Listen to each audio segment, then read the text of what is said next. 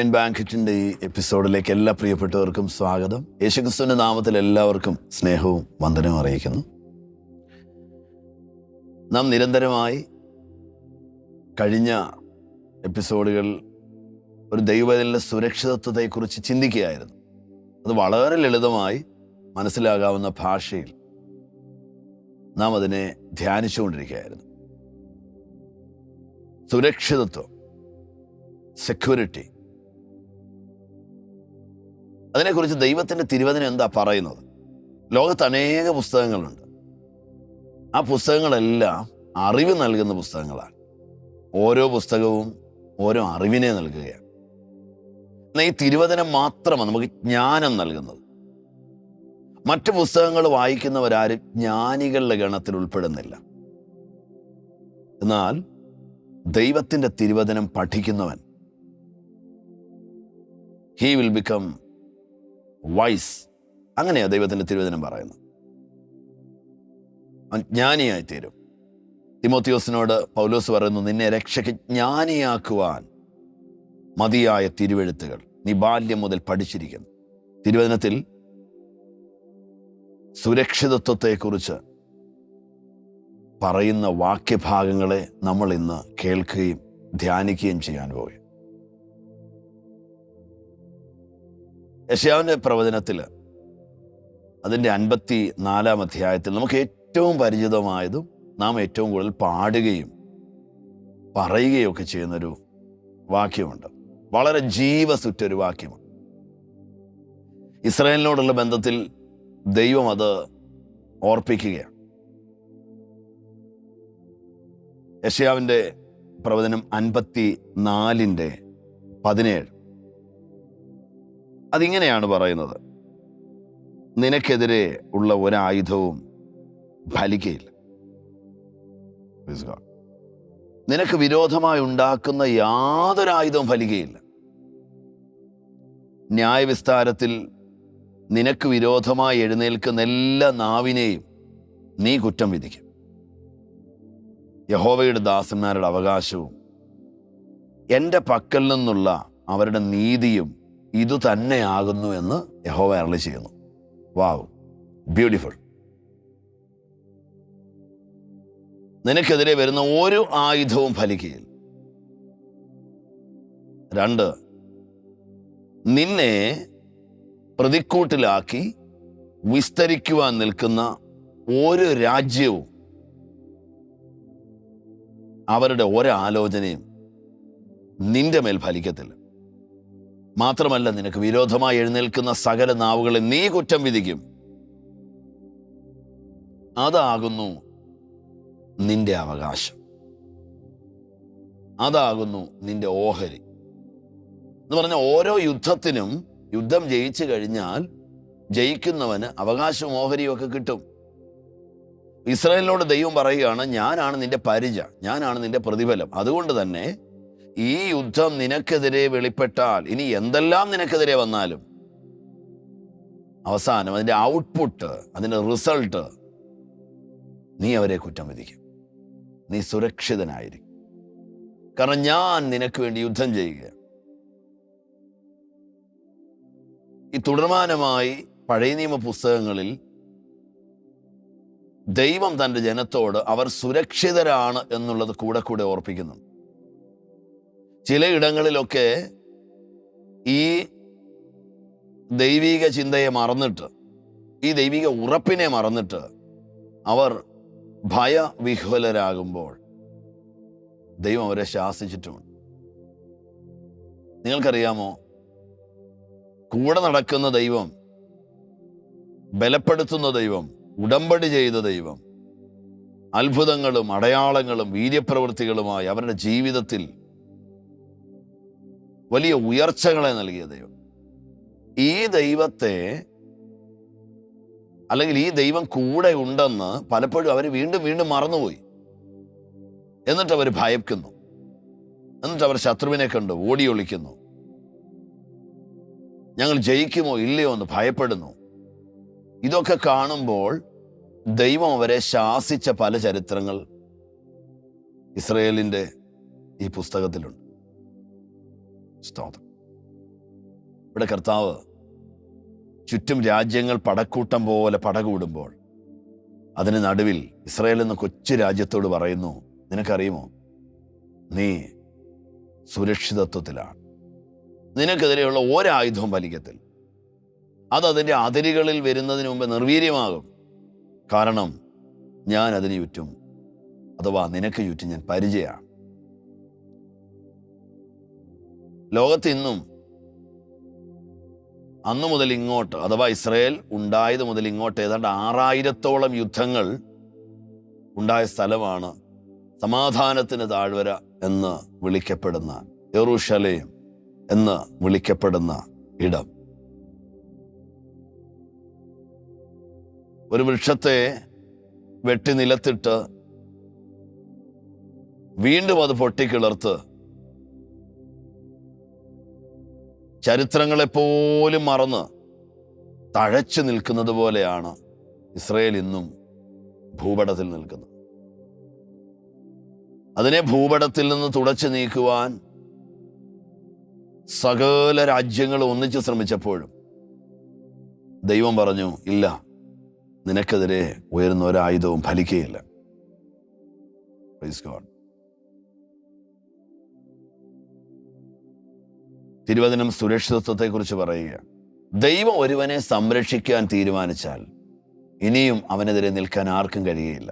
ഇനി ആരെങ്കിലും അവനെതിരെ നിൽക്കുന്നെങ്കിൽ അവർ തനിക്ക് താൻ കുഴി ഒഴിക്കുകയാണ്. തങ്ങളുടെ പ്രാണന് നേരെ തന്നെ അവർ പതിയിരിക്കുകയാണ്. Praise God. നിങ്ങൾ ഇന്ന് എന്നെ കേട്ടുകൊണ്ടിരിക്കുമ്പോൾ ഞാൻ നിങ്ങളോട് വളരെ ലളിതമായി ഇതിനെക്കുറിച്ച് പറയുവാൻ ആഗ്രഹിക്കുന്നു. നിങ്ങൾ ദൈവകൃപയിലാണ്, നിങ്ങളൊരു ദൈവ പൈതലാണ്, നിങ്ങൾ യേശുക്രിസ്തുവിൻ്റെ തിരുരക്തത്താൽ വീണ്ടെടുക്കപ്പെട്ടവരാണ്. അതുകൊണ്ട് തന്നെ നിങ്ങൾക്കെതിരെ ആരൊക്കെ നിന്നാലും അവർക്കെതിരെ നിൽക്കുകയാണ്.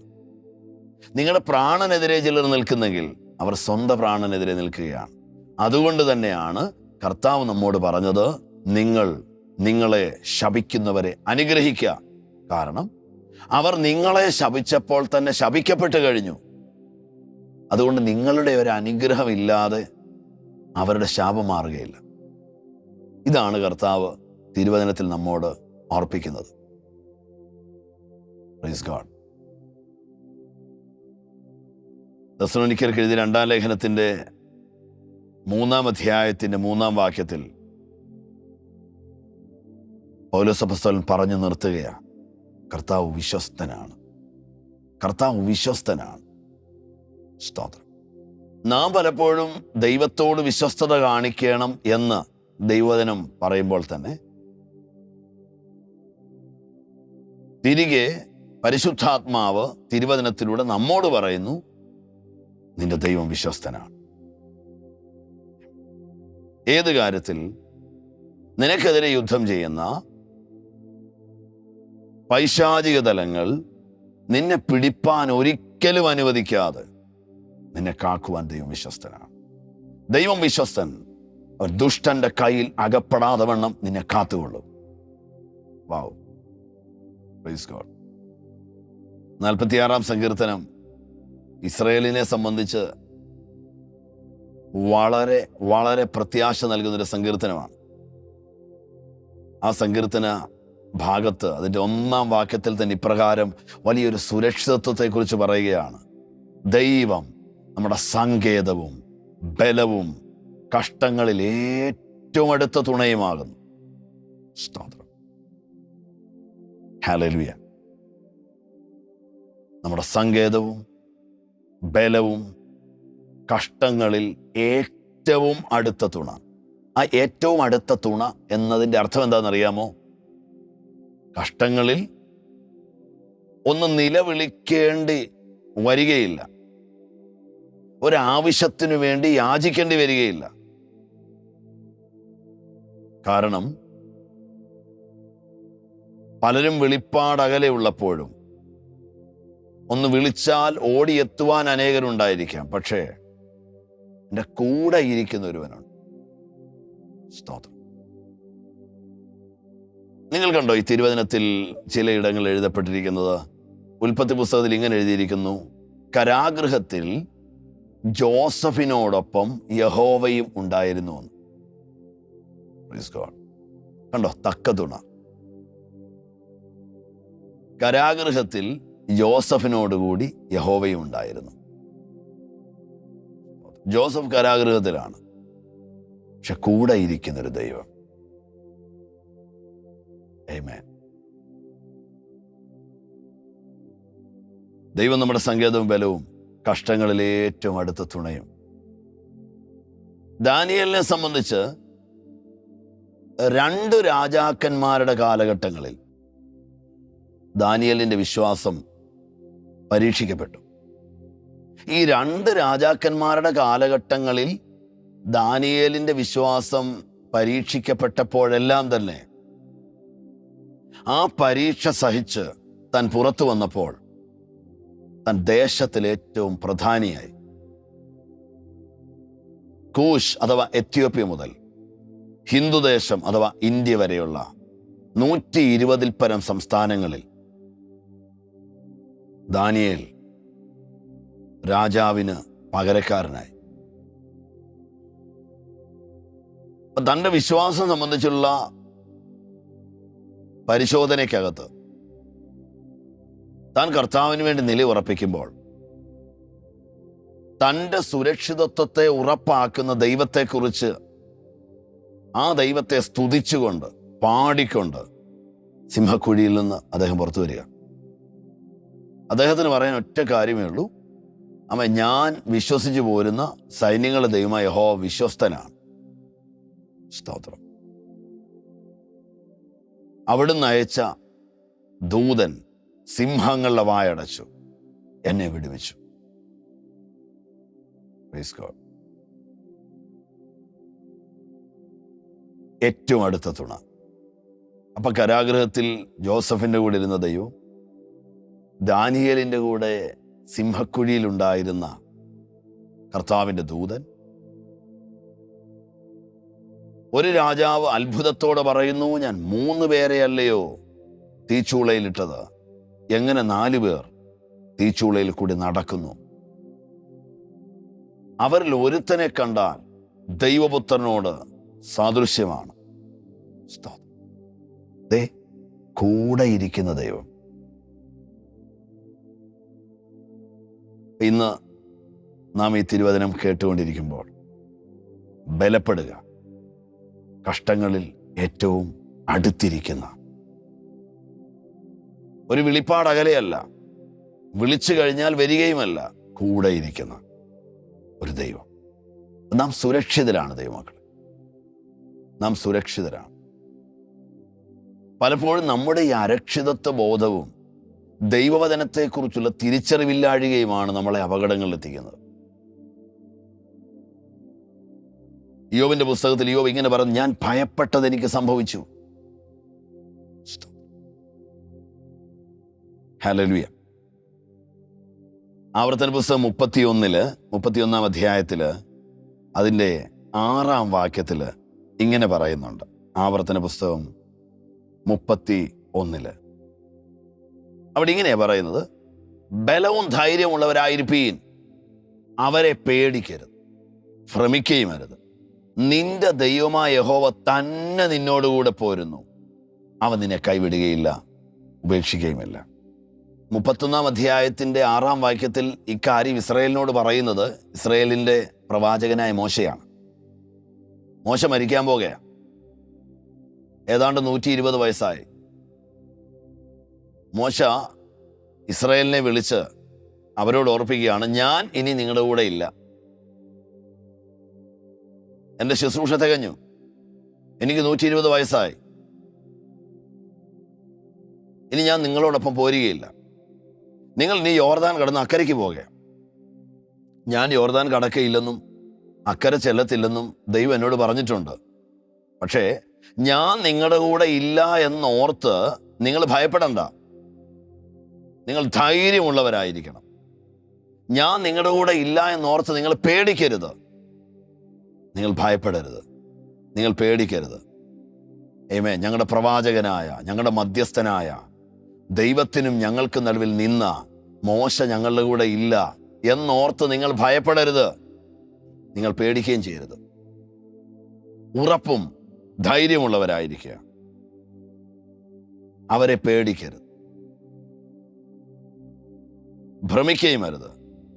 നിന്റെ ദൈവമായ യഹോവ തന്നെ നിന്നോടുകൂടെ വരും. നിന്റെ ദൈവമായ യഹോവ തന്നെ നിന്നോടുകൂടി പോരുന്നു.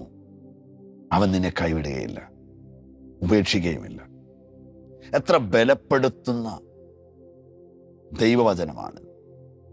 സ്തോത്രം.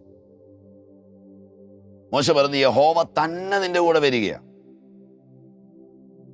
Praise God. ഇനി പ്രവാചക പുസ്തകങ്ങളിൽ ദൈവം ഇസ്രായേലിനെ ചിലയിടങ്ങളിൽ സ്കോൾഡ് ചെയ്യുന്നുണ്ട്, അഥവാ വഴക്ക് പറയുന്നുണ്ട്. ദൈവം ഇങ്ങനെയാ ചോദിക്കുന്നത്, നീ എന്തിനാ ഈ മനുഷ്യരെ പേടിക്കുന്നേ?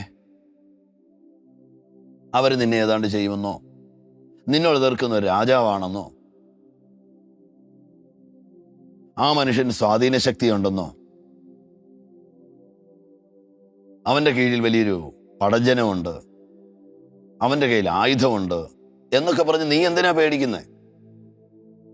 ദൈവം ചോദിക്കും, ഞാൻ നിന്റെ കൂടെ ഇല്ലേ? നീ അതെന്താ ഓർക്കാത്തെ?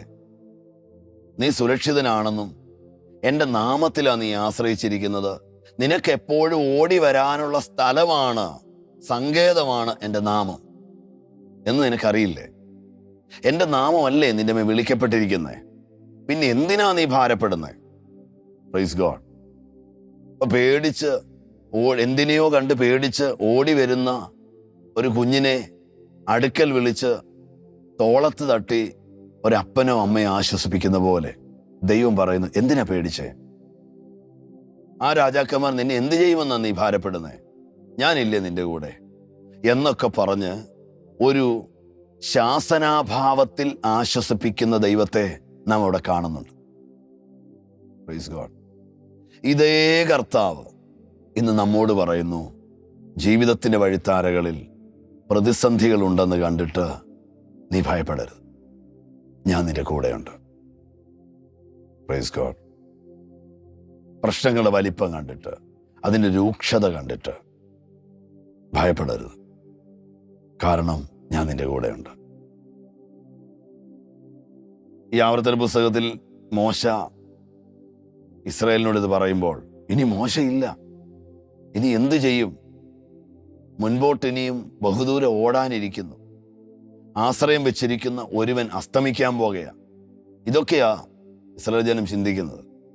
തമ്പുരാൻ പറയുന്നു, അങ്ങനെയല്ല. ഇനിയും പുത്തൻ കരുതലുകളുണ്ട്, ഇനിയും ഒരു ജോഷുവയുണ്ട്. യുദ്ധവീരനായി ഞാൻ അവനെ ഉപയോഗിക്കും. ദൈവത്തിലെ ഒരു പ്രൊവിഷൻ കഴിഞ്ഞു പോയാൽ, ജീവിതത്തിലെ ദൈവികമായ ചില പ്രത്യേക കരുതലുകൾ നിലച്ചുപോയി നിങ്ങൾക്ക് തോന്നുന്നെങ്കിൽ, തികച്ചും ശ്രേഷ്ഠമായതൊന്ന് നിങ്ങൾക്ക് വേണ്ടി വെയിറ്റ് ചെയ്യുന്നുണ്ട്. അതിൽ നിങ്ങളെ നടത്താൻ ദൈവം ആഗ്രഹിക്കുന്നു. Praise God. യെശയ്യാവിന്റെ പ്രവചനം 41:10 രാജ്യങ്ങൾക്ക് നടുവിൽ ഭ്രമിച്ചു നിൽക്കുന്ന ഇസ്രായേലിനോട് ദൈവം പറയുകയാണ്, ഭയപ്പെടണ്ട, ഞാൻ നിന്റെ കൂടെ. നീ ഭ്രമിച്ച് ചുറ്റും നോക്കണ്ട, ആരൊക്കെയാണ് നിനക്ക് ചുറ്റും നിൽക്കുന്നതെന്ന്. വാളും പരിചയും ഒക്കെ പിടിച്ച്, കുന്തവും തലക്കോരികയും ഒക്കെ ധരിച്ച ശത്രുരാജ്യങ്ങൾ നിനക്ക് ചുറ്റും നിൽപ്പുണ്ട്. ചിലർ കപ്പലിലൂടെ കടൽ വഴിയായി വരുന്നുണ്ട്, ചിലർ കരമാർഗമായി നിനക്കെതിരെ വരുന്നുണ്ട്. അതെ, ഈ സകല രാജ്യങ്ങളും നിനക്കെതിരെ അണിനിരന്ന് നിൽക്കുമ്പോൾ ദൈവം ഇസ്രായേലിനോട് വളരെ ഹൃദ്യമായി ചെന്നിടപെടുകയാണ്. ഭയപ്പെടാം, ഞാൻ നിന്റെ കൂടെ ഉണ്ടെന്ന്. ഭ്രമിച്ചു നോക്കണ്ട, ഞാൻ നിന്റെ ദൈവമാകുന്നു. Praise God. ഞാൻ നിന്നെ സഹായിക്കും. ഏതെങ്കിലും ഇടത്ത് നിന്റെ ശക്തി ക്ഷയിക്കുന്ന നിനക്ക് തോന്നിയാൽ ഞാൻ നിന്നെ ശക്തീകരിക്കും. എൻ്റെ നീതിയുള്ള വലങ്കരം കൊണ്ട് ഞാൻ നിന്നെ താങ്ങും. അതിൻ്റെ അർത്ഥം, ഈ യുദ്ധക്കളത്തിൽ നീ വീഴാൻ ഞാൻ സമ്മതിക്കത്തില്ല. ഇല്ല, നീ വീഴാൻ ഞാൻ സമ്മതിക്കത്തില്ല. ഹല്ലേലൂയ. അപ്പോൾ ഒരു ഭക്തനോടുള്ള ബന്ധത്തിൽ ദൈവം തൻ്റെ പ്രൊവിഷനെ താൻ കൊടുക്കുന്ന പ്രൊട്ടക്ഷനെ തെളിയിച്ചു കൊടുക്കാൻ ആഗ്രഹിക്കും. നിങ്ങൾ സങ്കീർത്തന ഭാഗത്തേക്ക് വന്ന ഈ 37-ാം സങ്കീർത്തനം, 34-ാം സങ്കീർത്തനത്തിൻ്റെ 7-ാം വാക്യത്തിൽ ഇപ്രകാരം പറയുന്നല്ലോ, യഹോവയുടെ ദൂതൻ തൻ്റെ ഭക്തന്മാരുടെ കൂടാരത്തിന് ചുറ്റും പാളയം ഇറങ്ങി അവരെ വിടുവിക്കുന്നു. സ്തോത്രം. ദൈവം പറയുന്നു, ശത്രുരാജ്യം നിനക്കെതിരെ നിൽക്കുന്നു, നിന്റെ കൂടാരത്തിന് ചുറ്റും ഇങ്ങനെ അമ്പുകൾ എയ്യാൻ അവരുന്നം വെക്കുന്നു, കൂർത്ത മുനയുള്ള കുന്തങ്ങളുമായിട്ട് അവർ നിനക്കെതിരെ നിൽക്കുന്നു, അവരുടെ കരത്തിൽ തീവെട്ടി പന്തങ്ങളുണ്ട്, അവർ രാത്രിയിൽ നിന്നെ ആക്രമിക്കാൻ പോകുകയാണ്. ഇതെല്ലാം പറഞ്ഞിട്ട് ദൈവം പറയുകയാണ്, ഭയപ്പെടണ്ട. സ്തോത്രം. നിന്റെ കൂടാരത്തിനും നിന്നെ എതിർക്കുന്ന ആയുധധാരികളായ ശത്രുക്കൾക്കും നടുവിൽ മറ്റൊരു കൂട്ടം ചുറ്റും നിൽപ്പുണ്ട്. അത് ഞാൻ അയച്ച എൻ്റെ ദൂതന്മാരാണ്. സ്തോത്രം. യഹോവയുടെ ദൂതൻ തൻ്റെ ഭക്തന്മാരുടെ ചുറ്റും പാളയമിറങ്ങി എന്നെ വിടുവിക്കുന്നു. സ്തോത്രം. ഈ തിരുവചനത്തെ മനസ്സിലാക്കിയ, ഈ ദൈവിക കരുതൽ മനസ്സിലാക്കിയ ഭക്തൻ തിരികെ ദൈവത്തോട് പറഞ്ഞു, 32-ാം സങ്കീർത്തനത്തിൻ്റെ 7-ാം വാക്യത്തിൽ, നീ എനിക്ക് മറവിടമാകുന്നു. സ്തോത്രം. നീ എനിക്ക് മറവിടമാകും. ഇന്ന് നിങ്ങൾ എന്നെ കേട്ടുകൊണ്ടിരിക്കുമ്പോൾ ഞാൻ നിങ്ങളോട് പറവാൻ ആഗ്രഹിക്കുന്നു, നിങ്ങൾ അധരത്തിൽ എടുത്തിരിക്കുന്ന യേശുക്രിസ്തുവിൻ്റെ നാമം അത് നിങ്ങളുടെ മറവിടമാണ്. അത് നിങ്ങളുടെ തലക്കോരികയാണ്. തലക്കോരിക എന്ന് പറഞ്ഞാൽ ഹെൽമെറ്റ്. അത് നിങ്ങളുടെ പരിചയമാണ്, നിങ്ങളുടെ ഷീൽഡാണ്. അതൊരു ഡിവൈൻ സ്വേർഡാണ്. ആമേൻ. ഇതൊരു വാളാണ്. Praise God. സോ ദൈവിക കരുതലുകളെ പിൻപറ്റാം, നമുക്കതിൽ ആശ്രയിക്കാം. ദൈവത്തിൻ്റെ തിരുവചനം ഹെബ്രായ ലേഖനത്തിൽ ഇങ്ങനെ പറയുന്നുണ്ട്, നാം യേശുവിൻ്റെ നാമത്തെ ഏറ്റുപറയുന്ന അധരഫലമായ സ്തോത്രയാഗം ഇടവിടാതെ അർപ്പിക്കുക, ധൈര്യത്തോടെ അടുത്ത് ചെല്ലുക. സ്തോത്രം.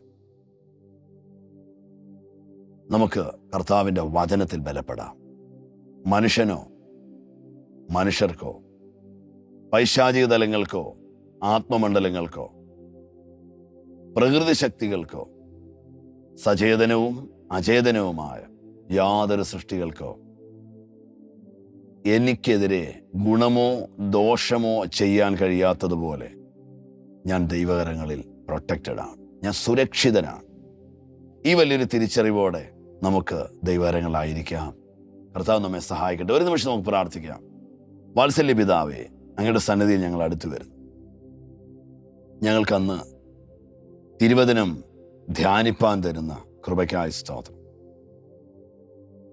കർത്താവെ, ഞങ്ങൾ സുരക്ഷിതരാണെന്ന് ഒരിക്കൽ കൂടി ഞങ്ങൾ തിരിച്ചറിയുന്നു. ഞങ്ങളത് ഏറ്റുപറയുന്നു. സങ്കീർത്തകൻ പറഞ്ഞതുപോലെ അങ്ങയുടെ നാമം ഞങ്ങൾക്ക് മറവിടമാണ്. യഹോവയുടെ നാമം ബലമുള്ള ഗോപുരം. ഞങ്ങളതിലേക്ക് ഓടി വന്ന് അഭയം പ്രാപിക്കുന്നു. അവിടുത്തെ പുത്രൻ്റെ നാമത്താൽ ഞങ്ങളെ അങ്ങ് പ്രൊട്ടക്റ്റ് ചെയ്യുന്ന കൃപയ്ക്കായി സ്തുതിക്കുന്നു. പ്രാർത്ഥിച്ച് തിരുക്കരങ്ങളിൽ ഏൽപ്പിക്കുന്നു. ഇന്ന് തിരുവചനം കേട്ട സകലെ അനുഗ്രഹിക്കണമേ. കൃപ കൂടെ ഇരിക്കണം. യേശുക്രിസ്തുവിൻ നാമത്തിൽ തന്നെ. ആമേൻ. കർത്താവിൻ്റെ കൃപ എല്ലാവരോടും കൂടി ഇരിക്കട്ടെ. മറ്റൊരു ചിന്തയുമായി വീണ്ടും നമുക്ക് കാണാം. കർത്താവ് നമ്മെ അനുഗ്രഹിക്കട്ടെ. Love you all. God bless you.